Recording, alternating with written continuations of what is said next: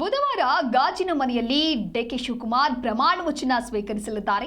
ಲೋಕಭವನಕ್ಕೆ ತೆರಳಿ ಸಿದ್ಧತೆಯನ್ನ ಈಗಾಗಲೇ ಲೀಡರ್ಸ್ ಪರಿಶೀಲನೆಯನ್ನ ಮಾಡಿದ್ದಾರೆ. ಅಲ್ಲಾಗ್ತಾ ಇರುವಂತಹ ಪ್ರಿಪರೇಷನ್ಸ್ಗಳು ಯಾವ ರೀತಿ ಸಾಗ್ತಾ ಇದೆ ಅಂತ ಡಿಕೆ ಸುರೇಶ್ ಶಾಸಕ ಬಾಲಕೃಷ್ಣನಿಂದ ಪರಿಶೀಲನೆ ಮಾಡುವಂತ ಕೆಲಸ ಆಗಿದೆ. ಹಿರಿಯ ಪೊಲೀಸರು, ಜಿಬಿಎ ಅಧಿಕಾರಿಗಳು ಸಾಥ್ ಕೊಟ್ಟಿದ್ದಾರೆ. ಎಲ್ಲ ರೀತಿಯಾದಂತಹ ವಿವಿಧ ಸಿದ್ಧತೆಗಳನ್ನ ಪರಿಶೀಲನೆ ಮಾಡುವಂತ ಕೆಲಸ ಸದ್ಯ ನಾಯಕರಿಂದ ಆಗ್ತಾ ಇದೆ. ಒಟ್ಟಾರೆಯಾಗಿ ಸಿದ್ದರಾಮಯ್ಯ ಅವರು ರಾಜೀನಾಮೆ ನೀಡಿದ ನಂತರದಲ್ಲಿ ಸಿಎಲ್ಪಿ ಸಭೆ ಆಗುತ್ತೆ. ಆ ಸಭೆಯಲ್ಲಿ ಶಾಸಕಾಂಗ ಪಕ್ಷದ ನಾಯಕ ಡಿಕೆ ಶಿವಕುಮಾರ್ ಅನ್ನುವಂಥ ಹೆಸರನ್ನ ಘೋಷಣೆ ಮಾಡ್ತಾರೆ.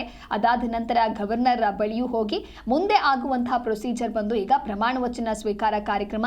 ಹಾಗಾಗಿ ಆ ಒಂದು ಪ್ರಮಾಣ ವಚನ ಕಾರ್ಯಕ್ರಮಕ್ಕೆ ಈಗ ಸಕಲ ಸಿದ್ಧತೆಗಳು ಕೂಡ ಆಗ್ತಾ ಇದೆ.